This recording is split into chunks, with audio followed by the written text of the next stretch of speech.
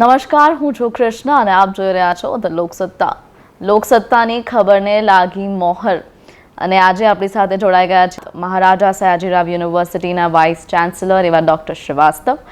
અને વડોદરા માટે અને યુનિવર્સિટી માટે ખૂબ જ ગર્વની વાત છે કે વડોદરાના ફાઇન આર્ટ્સના સ્ટુડન્ટ્સના પેઇન્ટિંગ સ્કલ્પચર્સ હવે જે સેન્ટ્રલ વિસ્ટા પ્રોજેક્ટ છે, પ્રધાનમંત્રી નરેન્દ્ર મોદીનું સ્વપ્ન, ત્યાં આગળ વડોદરાની MS યુનિવર્સિટીને ઓફિશિયલ નોલેજ પાર્ટનર બનાવવામાં આવી છે. અને જેમ મેં કીધું, આ ખૂબ જ ગર્વની વાત છે. તો આપણે ચર્ચા કરીશું વાઇસ ચાન્સેલર ડૉક્ટર શ્રીવાસ્તવ સાથે.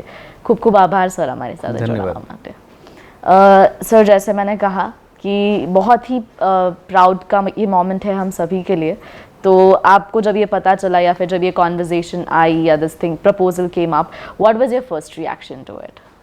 आपने जैसा कि बताया कृष्णा कि ये the Maharaja Sayajirao university of Baroda के लिए बहुत बड़े गर्व का विषय है कि जो भी हमारे माननीय प्रधानमंत्री जी श्री नरेंद्र भाई मोदी जी की दिव्य दृष्टि, दिव्य सोच और उनकी जो परिकल्पना है कि हमारा नया संसद भवन एक नए आकार में आए, उसमें जो भी चीज़ें हैं वो सारी चीज़ें अद्वितीय हों, आध्विक हों और जिसके बारे में पूरा आप अगर देखें तो वो कला और संस्कृति से जुड़ी हुई चीज़ें हों. इसी क्रम में जब ये सेंट्रल विस्टा प्रोजेक्ट आगे बढ़ा, नए संसद भवन के निर्माण की बात चली, तो उस समय कला और संस्कृति के लिए अपना शहर जाना जाता है. बड़ौदा शहर को कला नगरी भी कहते हैं और संस्कृति की नगरी भी जानी जाती है. तो इस अंदाज में शायद ऐसा अनुभव किया गया कि यहाँ की जो फाइन आर्ट्स डिपार्टमेंट है, फैकल्टी है हमारा MS यूनिवर्सिटी ऑफ बड़ौदा के, और उनके किए हुए जो काम हैं वो भी मतलब पूरे बड़े बड़े कलाकार MS यूनिवर्सिटी ने दिए हुए हैं. बहुत सारे अवार्ड्स उनको मिले हुए हैं. देश विदेश में उन्होंने गुजरात की कला और संस्कृति को आगे बढ़ाया है. केवल गुजरात की ही नहीं, पूरे भारत देश की कला और संस्कृति को आगे बढ़ाया है. तो इसलिए जब ये प्रोजेक्ट आगे बढ़ा तो उसमें the Maharaja Sayajirao university of Baroda का सिलेक्शन किया गया.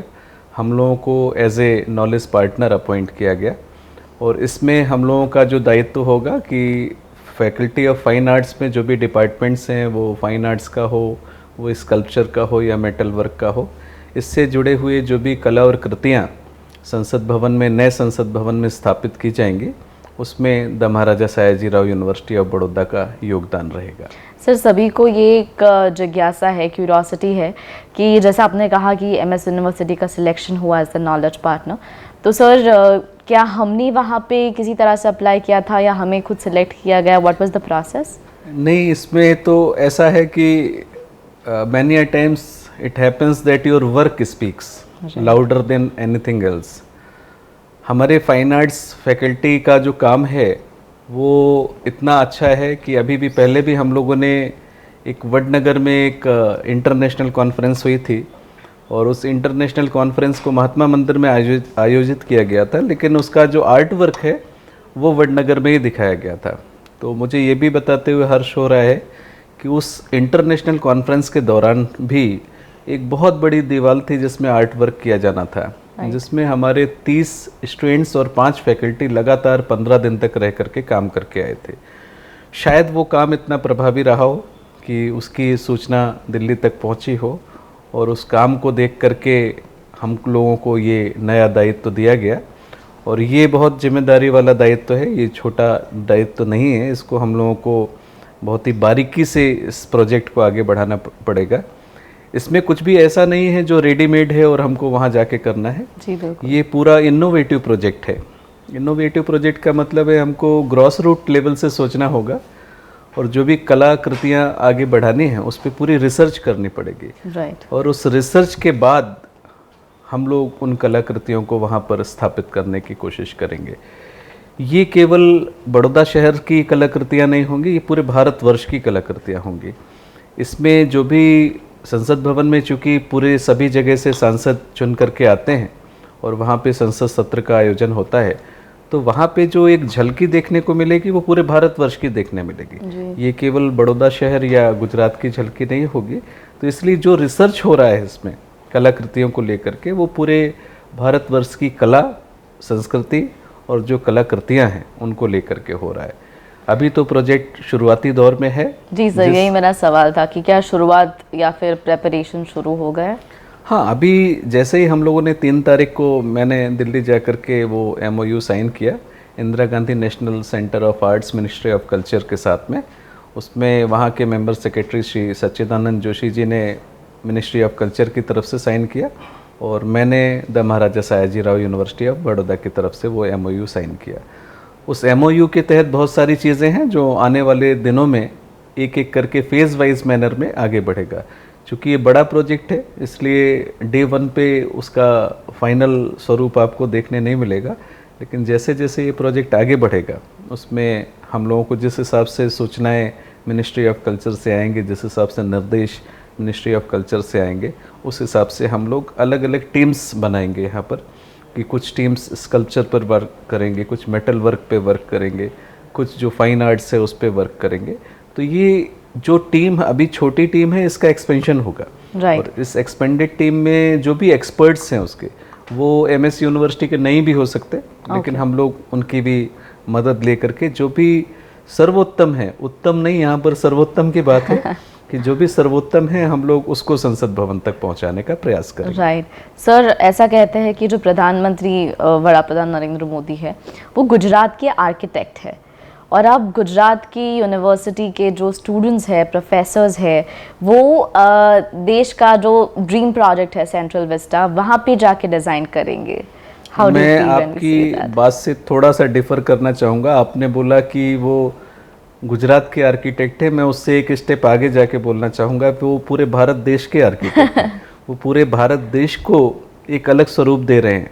आर्किटेक्ट जिस तरह से आप देखते हैं एक भवन को नया स्वरूप देते हैं और ऐसा स्वरूप देते हैं जो हर किसी को अच्छा लगता है, इसी तरह से हमारे राष्ट्र का गौरव माननीय प्रधानमंत्री श्री नरेंद्र भाई मोदी के आने के बाद से बढ़ रहा है।